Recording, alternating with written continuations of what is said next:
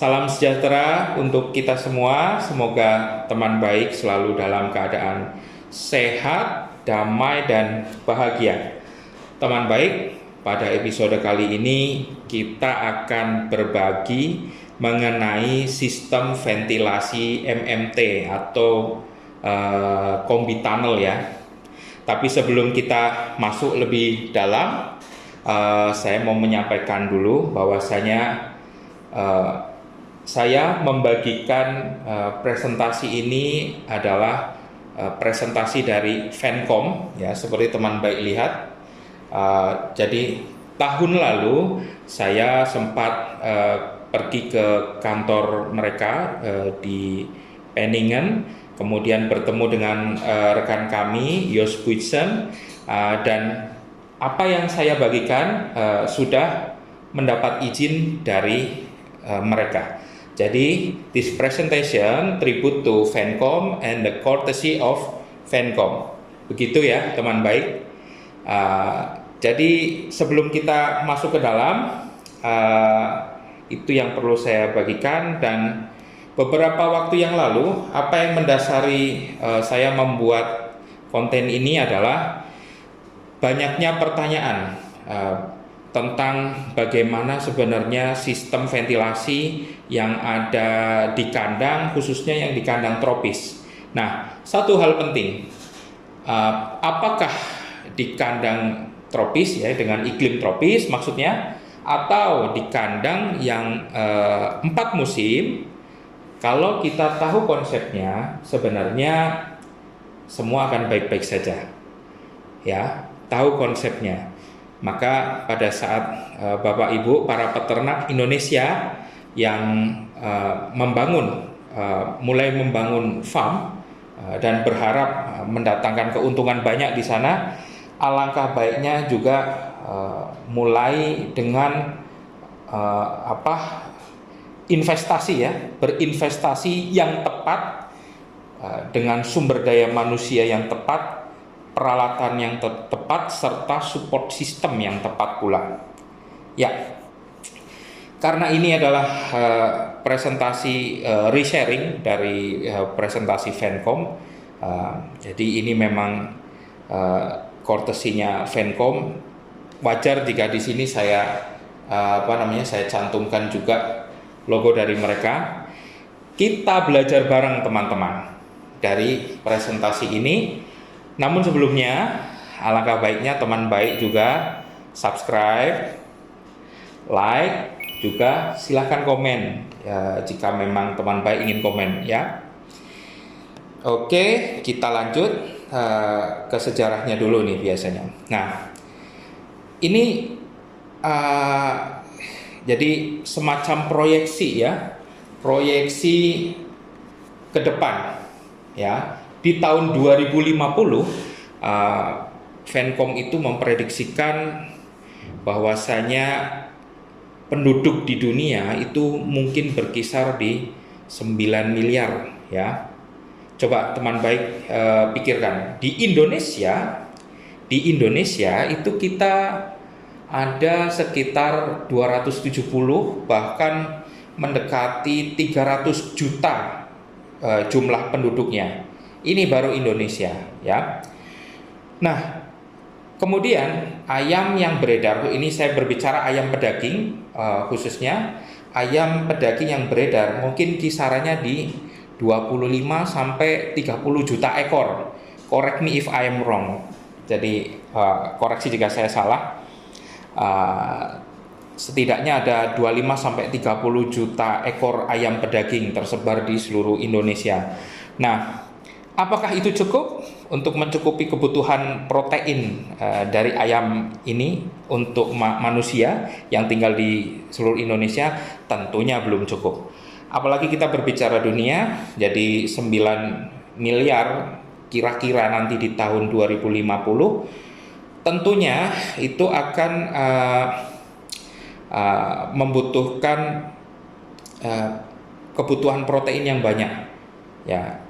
Kebutuhan protein itu bisa dari sapi, bisa dari ayam, bisa dari ikan juga, telur, Juga bisa dari babi. Cuma kalau di Indonesia memang populasi babi ini tidak lebih banyak ya dari ternak-ternak yang lain, karena kebanyakan memang negara Muslim. Dan juga kita perlu garis bawahi, semakin maju sebuah bangsa, juga hewan itu juga mulai diperhatikan kesejahteraannya, ya, animal welfare lah istilahnya. Kemudian juga soal efisiensi, kalau dulu mungkin bayar listrik masih terkesan murah, lama kelamaan listrik dan gas dan minyak itu semakin naik harganya. Dan kemudian efeknya juga terhadap lingkungan. Apakah lingkungan ini tercemar atau tidak tercemar dengan adanya industri yang kita lakukan. Oke. Nah, clue-nya adalah suatu saat seorang farmer itu atau seorang peternak itu juga benar-benar bisa menjadi seorang manajer. Maksudnya apa? Ketika populasi meningkat, sedangkan jumlah peternak itu semakin menurun. Nah, ini peternak butuh lebih care. Artinya dari tadinya posisinya hanya sebagai owner, hanya terima jumlah angka-angka untung dan rugi, peternak diharapkan bisa juga menjadi seorang manajer di sini. Jadi dia tahu betul kandangnya itu sedang seperti apa, ayamnya bagaimana, apakah ayamnya sakit, apakah ayamnya nyaman. Intinya sih lebih care terhadap terhadap ternaknya ini, terhadap burung-burungnya, terhadap ayam-ayamnya begitu. Nah, kemudian kita ada perkenalan, ini Fancom ya, karena ini memang punya Fancom, so saya juga tidak merubah dari presentasi mereka ya. Jadi ini kantor pusatnya mereka di Penningen di Belanda. Nah, sebenarnya Fancom itu seperti apa? Ini intermezzo dulu sebelum kita masuk ke dalam dong, karena kita dapat materi juga dari mereka. Jadi Fancom ini dari grupnya CTB. Kalau teman baik tahu Roxel, teman baik tahu mungkin Agrologic begitu, teman baik tahu Short Time. Ini masih satu grup sebenarnya dengan Fancom ini. Nah, mulai masuk ke materi. Kenapa ventilasi penting? Ya, ventilasi. Menurut teman baik, apa saja yang menjadi parameter sebuah ventilasi, teman baik? Apa coba? Halo? Oh ya, betul sekali. Ini dia. Jadi yang mempengaruhi ventilasi, kenapa ventilasi harus bagus? Yang jelas temperatur atau suhu, kemudian humidity atau kelembaban, juga ada amonia ya. Amonia ini teman baik akan sangat familiar karena dengan bau-bauan ya. Ada bau-bauan pasti, itu bau di kandang itu sumbernya dari amonia. Kemudian karbon dioksida atau CO2. Kalau di negara tropis mungkin karbon dioksida ini kurang berefek mungkin, karena memang kita jumlah oksigennya banyak kan gitu. Tapi kalau di negara 4 musim, kadar karbon dioksida ini sangat berpengaruh begitu. Khususnya nanti pada saat masa-masa brooding ya, karena pada saat masa brooding pasti ada banyak pembakaran gas di sana. Kemudian kadar oksigen saya kira nggak begitu berpengaruh di negara tropis. Kemudian efeknya juga kemana, ke light atau pencahayaan. Dan ini yang penting nih, wind speed atau kecepatan angin ya. Kecepatan angin atau udara yang bergerak yang ada di dalam kandang. Selama ini kadang kita hanya berpatokan kepada kecepatan angin, temperatur, dan humidity. Tapi sebenarnya yang mempengaruhi juga banyak ya. Ya. Sekarang kita berbicara mengenai comfort zone atau zona nyamannya ayam. Ya. Jadi zona nyaman ayam ini terbagi menjadi dua, yang tinggi dan ada batas bawah lah. Istilahnya saya jelaskan sederhananya, comfort zone itu zona nyaman ada batas bawah dan batas atasnya. Ya. Ya, kalau dia terlalu tinggi nanti dia jadi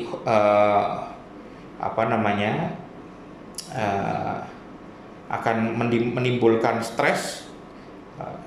Kalau dia terlalu rendah juga bisa menimbulkan cold stress, ya. Ya. Nah, ini batas-batasannya, ya. Jadi comfort zone dari si ayam ini sebenarnya di antara rentang suhu 18 derajat Celcius sampai di 25 derajat Celcius. Ini yang benar-benar dirasakan ayam loh, bukan termometer, sekali lagi. Ya, 18 sampai 25 itu yang dirasakan ayam, bukan yang berdasarkan di termometer. Lebih dari itu, lebih dari 25 artinya ini dia akan terkena stres panas. Ya. Kalau lebih dari kurang dari 18 kurang dari 18 pasti dia juga mengalami yang namanya cold stress. Ingat, ini yang dirasakan ayam, bukan yang tertera di temperatur di termometer, ya. Nah, tuh. Cold stress akan memicu apa? Kalau yang dirasakan ayam di bawah 18, yang jelas feed conversionnya akan jelek, kemudian bobotnya juga akan berkurang. Kalau ini ayam layer atau ayam breeding, dia produksi telurnya juga berkurang, yang otomatis apa? Feed cost-nya akan naik, dan tentunya mortalitasnya atau kematiannya naik juga akan banyak menimbulkan masalah kesehatan. Nah, kalau heat stress nih, kalau heat stress pasti dia akan minum lebih banyak air. Jadi feed consumption-nya atau konsumsi pakannya dia akan turun. Jelas growth-nya akan terganggu, pertumbuhannya terganggu. Sama efeknya kalau buat layer atau breeder juga akan berkurang produksi telurnya. Jelas sama-sama akan membuat masalah di kesehatan dan juga tingginya mortalitas atau kematian. Nah, kalau kita ngobrolin DOC, ya, DOC pada saat pada saat masa brooding, comfort zone-nya itu rentangnya di antara 32 sampai 34. Artinya apa? Hanya ada di 2 derajat saja, ya. Hanya ada 2 derajat ini rentangnya. Nah, kalau kita salah mentreatment ayam pada saat DOC, ini efeknya akan kemana-mana. Dan yang jelas nanti pada saat dia posisi pada periode growth dan sebagainya itu jelas terganggu. Kalau di breeding atau di layer, jelas nanti masa puncak produksinya akan sangat terganggu atau tidak maksimal ketika DOC-nya pun tidak dirawat dengan baik. Oke. Nah, bagaimana cara mengatasinya? Nah, ini kalau dari Fencom dia memang expertnya di bidang controller, ya, atau komputernya istilahnya. Komputer yang ada di dalam kandang. Mereka ternyata sudah memulai dari tahun 1977. Mereka membuat prototipenya, lanjut ke 1987 sampai akhirnya mereka pun terus mengikuti zaman, berevolusi. Di tahun 2012 mereka menciptakan namanya komputer pintar Lumina, dan di 2020 ini dia mengikuti zaman menggunakan Lumina Touch. Oke. Nah, terus bagaimana nih cara kita memanage iklim mikro di dalam kandang lebih akurat, lebih pas, lebih tepat begitu. Kita jelas yang pertama kita juga harus tahu kita lokasinya di mana, kemudian apakah ini lebih panas atau lebih dingin, kemudian peralatan apa yang dipakai. Nah, di sini karena Fancom ini dia memproduksi komputer controller, jadi dia memang fokus ke manajemen yang sudah cerdas ya. Jadi mesin ini mesin cerdas. Jadi yang penting selama si sensornya ini baik-baik saja, tidak terganggu, dia akan mengolah data dengan pintar, menyesuaikan dengan set point yang dibutuhkan sesuai dengan umur ayam.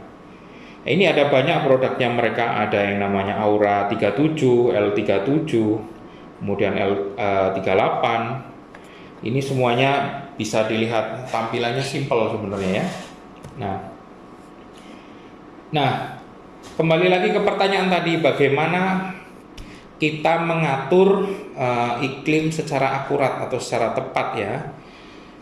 Ini kita perlu sadar betul bahwasanya yang kita pakai patokannya adalah yang dirasakan oleh ayamnya, bukan yang ada di termometernya.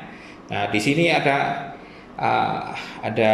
ungkapan, is the temperature sensor telling the truth? Apakah yang diindra oleh si temperatur ini, si termometer ini adalah yang sebenarnya? Tentu tidak. Yang dirasakan ayam tidak seperti itu. Maka kita perlu menggunakan nih, kalau yang metode yang kami pakai ya dilalah sama mereka. Jadi kita menggunakan temperatur humidity index seperti ini ya. Ya nih. Ya, ini temperatur humidity index. Teman baik mau screenshot, silakan nih di screenshot nih. Temperatur humidity index. Kalau misalkan temperaturnya, suhunya sampai begitu dan humidity-nya begini, ini sudah ada indikatornya tuh. Kalau merah berarti berbahaya, kalau kuning waspada ya. Hijau itu comfort, artinya dia nyaman, dan kalau biru itu dia terlalu dingin ya. Oke. Ini juga bisa nih teman-teman jadikan acuan ya. Jadi kalau temperatur humidity index dia adalah menambahkan jumlah temperatur dengan kelembaban humidity ya.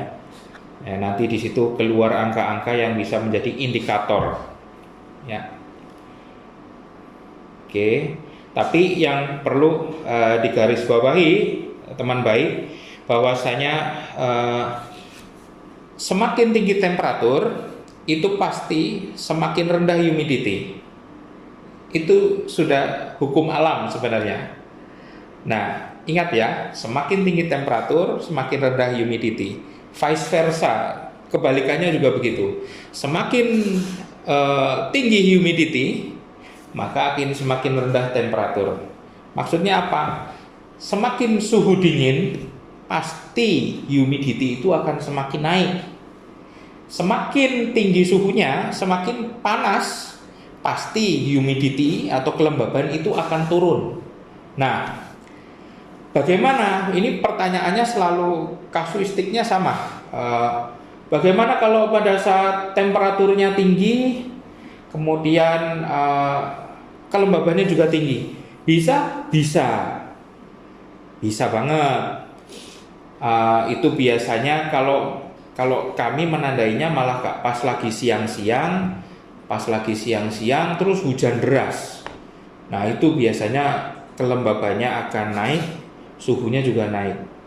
Ini bukan pas hujannya ya, pas dia lagi selesai hujan itu. Nah, itu harus hati-hati di situ. Apakah kalau malam bisa? Bisa kalau malam. Tapi lebih banyak kalau malam itu sebenarnya ke cold stress teman baik. Ya. Itulah kenapa nanti di selanjutnya saya akan ada presentasinya. Kapan kita harus butuh minimum ventilasi. Begitu. Ya. Dan lagi kita juga harus harus uh, memperhitungkan yang namanya wind speed, air speed, wind speed, lies itu bahasa di lapangan, tapi intinya kecepatan anginnya. Karena kecepatan anginnya itu juga akan berpengaruh terhadap apa? Terhadap temperatur yang dirasakan betul-betul oleh si ayam ini, gitu. Nah, ini di sini juga ada. Kalau 0,25 berapa suhu yang dirasakan. Kalau misalkan di 1 meter per detik berapa suhu yang dirasakan. Terus ini ada yang kalau misalkan 2,5 meter per detik berapa suhu yang dirasakan. Sepertinya pembahasan mengenai wind speed atau air speed ini sudah ada di pembahasan di konten-konten kami sebelumnya. Teman baik bisa cek ya. Jadi cek materi-materi kita sebelumnya soal ini. Oke. Kita akan lebih banyak fokus di controller juga di combi tunnelnya nanti. Nah, dengan komputer yang atau controller yang baik, yang bagus, maka kita akan melihat nih overview-nya ya. Dia menggunakan sekitar 1 2 3 4 5 6 sensor dia. Dia pakai 6 sensor dan di sana ada suhu ruang juga suhu yang dirasakan oleh ayam. Sebentar. Ya, ini inset temperatur.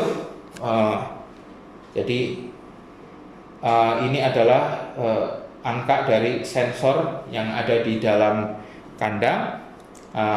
Terus yang itu inset average temperatur. Jadi dari 6 sensor ini rata-rataannya berapa?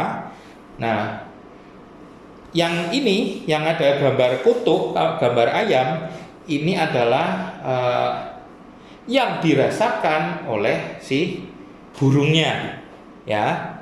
Jadi temperaturnya berapa, RH-nya berapa, kemudian wind chill effect-nya berapa. Nah, ini hasilnya begitu. Ya. Jadi menggunakan apa yang betul-betul dirasakan oleh ayam. Itu kuncinya tentang bagaimana kita mempunyai ventilation system atau climate system yang akurat. Kita harus bisa melihat dari sudut pandang si ayam ya, bukan hanya dari sekedar sensor di termometer atau yang lain-lain ya. Oke. Nah, ini kalau kita misalkan di suhu 27,2 nih suhu ruangnya. Ketika kita kita mengamati ayamnya, dia pasti sudah mulai kelabakan ini ayam. Ketika dia mulai heat stress ya, mulai panting dan sebagainya. Nah, tugas kita apa? Nurunin suhu yang dirasakan ayam ini. Ya. Jadi serendah mungkin ke comfort zone. Tapi bukan berarti serendah mungkin sakpole sampai ayam ini kedinginan ya. Nah, caranya kita bisa menggunakan ini MMT system ya. Ini kita sudah mulai masuk lagi nih ke dalam materinya udah semakin dalam ini. Nah, mari kita menggunakan konsep yang benar soal ventilasi sistem ini. Kita selalu disuguhi oleh jargon ya, artinya di Indonesia kita tidak butuh combi tunnel. Di Indonesia cuma harus pakai tunnel system. Ya, itu sepenuhnya tidak salah kalau ada yang berpendapat seperti itu, tapi juga kurang tepat ya. Artinya apa? Di beberapa daerah di Indonesia kita ini juga butuh sistem yang namanya MMT system atau combi tunnel system. Kenapa? Karena nggak semua tempat di Indonesia itu panas terus kayak di tepi pantai, ya nggak? Makanya pada saat setting set point atau mau menerapkan sebuah setting di dalam kandang, saya minta tolong teman baik, para peternak di Indonesia, pantang kita hanya copy paste, ya, copy paste setting dari kandang satu, kemudian di setting di paste di kandangnya Bapak Ibu ini.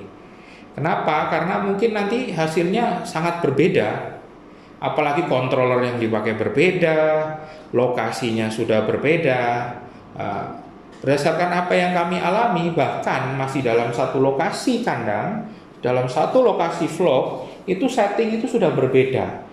Lawang kadang panjang kandang yang 60 meter sama kandang yang panjangnya 120 meter masih dalam satu lokasi, itu saja kadang sudah berbeda, Bapak Ibu, teman baik, ya. Jadi MMT system ini kepanjangan dari M-nya itu adalah minimum ventilasi. Kemudian T-nya transitional ventilasi atau ventilasi transisi, dan yang ketiga adalah tunnel ventilasi. Kalau tunnel ventilasi ini sudah umum di Indonesia, ya. Jadi dia memang ngejar kecepatan angin yang tinggi, begitu. Tapi kalau untuk minimum ventilasi, dia sebenarnya mengejarnya apa? Kerataan, ya, kerataan udara bergerak di seluruh kandang. Itu bedanya. Kalau ada yang pernah menggunakan MMT system ini, kemudian dia berpendapat kalau pada saat mode minimum kenapa tidak ada angin yang kencang? Ya memang begitu. Karena pada saat itu yang dibutuhkan oleh si ayam ini, mungkin karena udara di luar sangat dingin ya daripada di dalam ya, yang dibutuhkan memang hanya sekedar agar udaranya rata, mencukupi kebutuhan udara bersihnya, begitu ya. Nah, biasanya fasenya dalam MMT itu apa? Minimum ventilation. Contoh ketika pada saat kita brooding ya, pada saat DOC ya. Nah, ayam itu tidak butuh kecepatan angin tinggi. Dia malah butuh, tadi comfort zone-nya berapa? 32 sampai 34 lah. Hanya butuh sekitar selisih 2 derajat. Nah, dia hanya butuh udaranya ini merata. Ya, kemudian dia butuh membuang gas-gas yang tidak dibutuhkan atau gas sisa seperti karbon dioksida, kemudian amonia gitu, debu-debunya juga gitu. Jadi fokusnya si MMT ini memang dia kerataan udara, kemudian menjaga agar semuanya itu istilahnya lancar, tidak terlalu dingin, begitu ya. Ini cocok sekali pada saat DOC, masa brooding, atau pada saat ternyata suhu lingkungan, suhu luar lingkungan di tempat teman baik ini jauh lebih dingin daripada di dalam kandang. Ya, apakah ada seperti itu wilayah di Indonesia? Banyak, banyak ya. Nah, itu artinya mode minimum ventilasi inilah yang berjalan, begitu. Kemudian fase 2, nah ini minimum ventilasi. Ya, jadi kalau menggunakan minimum ventilasi, yang inlet besar itu dia tidak berfungsi. Ya, artinya di off-kan dulu. Yang berfungsi adalah yang inlet kecil-kecil yang ada di sepanjang kandang ini, begitu ya. Jadi udara itu masuk melalui inlet-inlet kecil sepanjang kandang, dan kipas yang dipakai juga kecepatannya akan menurun ya. Ini ilustrasinya. Oke. Nah, fase 2 transitional ventilation ya. Nah, kalau ini sudah semakin panas, misalkan ini sudah kalau saya tadi minimum ventilasi saya bercerita di Indonesia mungkin kebanyakan pada saat malam hari menjelang dini hari itu sudah mulai ekstrim ya. Nah, ini kalau sudah mulai pagi mau ke mau ke siang gitu ya. Jadi pada saat mode transitional ventilation, baik inlet besar atau inlet kecil dia sama-sama membuka semuanya. Ya. Jadi metode transitional ventilation ini adalah metode peralihan. Jadi ayam ini tidak kaget ketika nantinya dari suhu yang tadinya stabil, nanti terus langsung mau distabilkan dalam kecepatan angin yang kencang begitu ya. Jadi metode fase transitional ventilation ini juga berperan di sini. Bukan hanya istilahnya kalau yang pada saat inlet kecil buka, inlet besar nutup, terus inlet besar buka, inlet kecil nutup, enggak. Kalau kita ada pakai ini juga mode transitional ventilation. Nah, jadi dia masih penyebaran rata fokusnya, penyebaran rata udara, temperaturnya juga sama, juga dia mulai menaikkan kecepatan angin. Nah, fase yang ketiga adalah tunnel ventilasi. Ya, di fase tunnel ventilasi ini inlet besar terbuka, ya, inlet besar terbuka, inlet kecil menutup semua. Nah, inlet kecil itu menutup semua, teman baik. Artinya apa? Artinya saat itu kipas-kipas yang besar itu dia akan mulai on.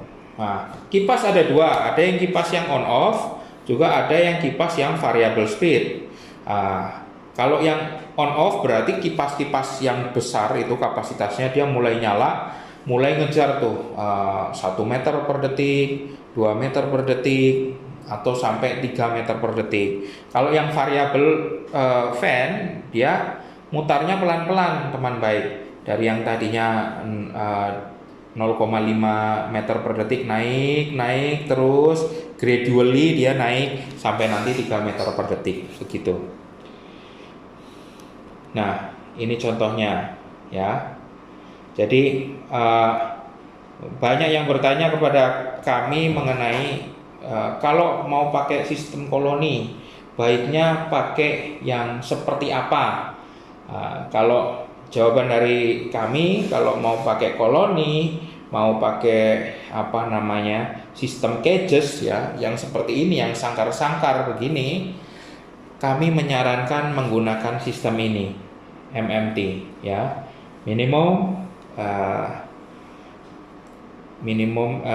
MTT, minimum transitional and tunnel, ya. Jadi kami menyarankan menggunakan sistem ini karena apa? Karena nanti pada saatnya penyebaran udara itu akan maksimal, ya. Kalau Bapak Ibu teman baik hanya menggunakan tunnel ventilasi, akan banyak sekali di area-area sini turbulensi ya, gitu. Ini fungsinya nih. Jadi dengan banyaknya air inlet, small air inlet, big air inlet, ya, ini semua akan udara akan optimal dirasakan oleh si ayam, ya, dan tidak ada turbulensi di dalam, ya. Ini rekomendasinya kalau memang mau pakai cages.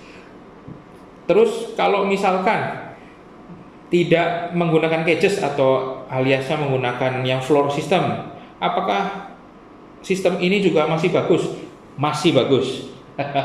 Karena apa? Karena kami sudah membuktikan sendiri bahwasanya menggunakan combi tunnel, kalau kita memang settingnya pas dan sesuai, itu wah gila sih produksinya.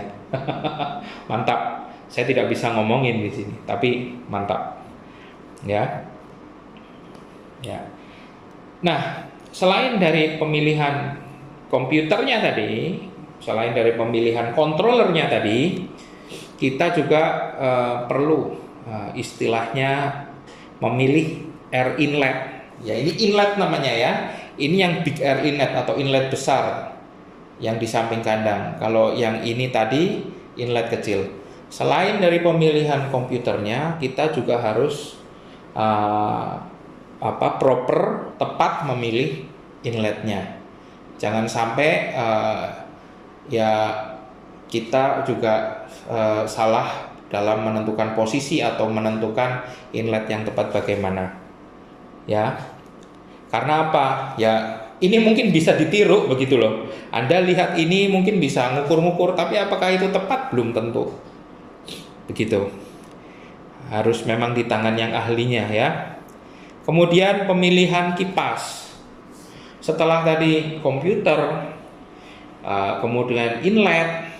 Nah, Bapak Ibu teman baik juga harus mulai jeli. Memilih kipas yang baik itu bagaimana? Begitu. Jangan sampai kita sudah berinvestasi mahal-mahal, ujung-ujungnya malah kipas sebagai paru-parunya malah banyak bermasalah. Atau ternyata kapasitasnya kurang. Banyak kejadian seperti itu. Ini begini Pak, setelah ditanam cages di situ, ternyata buat cages kapasitasnya turunnya luar biasa. Begitu. Adapun bagaimana cara mengukur kapasitas kipas, Bapak Ibu teman baik bisa lihat di channel-channel kita sebelumnya ya, di konten-konten kita sebelumnya. Oke, ini masih kipas. Kemudian juga pad cooling, kita juga perlu menjaga betul pad cooling ini kebersihannya bagaimana, kemudian perawatan maintenance-nya bagaimana. Ya, at least dari climate system atau sistem iklim mikro yang ada dengan menggunakan MMT ini, sebenarnya secara umum gambarannya adalah transisi dari ibaratnya kurvanya itu ya, dari minimal ke maksimal itu alon-alon ya. Jadi kalau saya bilang eksponensial begini, tidak menimbulkan stres tambahan di ayamnya, dan yaitu tidak menimbulkan stres ya di ayamnya karena tidak ada interrupt. Jadi tidak yang tadinya minimum ventilation terus langsung ceret jadi tunnel, itu enggak begitu, enggak kaget istilahnya. Terus karena pengaturan ventilasi yang baik, otomatis growth dari ayam, kondisi pertumbuhan ayam ini akan lebih maksimal, penyebarannya juga bagus, dan yang jelas ketika produksinya bagus, kematian juga akan berkurang. Artinya apa? Ketika kita ini memiliki ventilasi yang bagus, karena ini adalah paru-parunya, ya, kita mencegah ayam itu mati, gitu loh. Ibarat kata, kalau ayam masih hidup, kita itu masih bisa mendapatkan dagingnya atau telurnya, begitu loh teman baik. Jadi jangan sampai kita menganggap sebuah kematian itu wajar. Ini si ayam mati, masih berapa persen? Masih segini persen. Tenang, itu masih di bawah standar. Bukan berarti begitu. Bagaimana caranya kita pada saat kita memelihara ayam, kita itu kan diamanahi sama Tuhan untuk memelihara makhluk hidup ya. Artinya kita bisa merawat sebaik mungkin dan menghindari sesedikit mungkin kematian. Begitu sih. Ini gambarannya kalau menggunakan MMT atau combi tunnel. Dan itu yang sudah kami alami selama hampir mungkin 3 tahun ini menggunakan sistem yang combi tunnel ini. Nah, terus bagaimana hasilnya ketika menggunakan MTT ini? Sorry saya dari tadi mungkin salah sebut MTT dengan MMT ya, tapi maksud saya ini MTT, minimum, transisional, dan tunnel, begitu. Jadi keuntungannya apa? Hasilnya dari MTT sistem atau combi tunnel ini, yang jelas ini juga kami mengalaminya, juga dari timnya Fencom, ternyata dia sudah melakukan banyak riset. Jadi ada dari riset mereka 10% pertumbuhannya itu lebih cepat, 10% faster growth, kemudian feed konversinya jauh lebih baik, high occupancy juga, low mortality, kematiannya rendah. Juga yang satu yang penting juga adalah high uniformity. Jadi penyebaran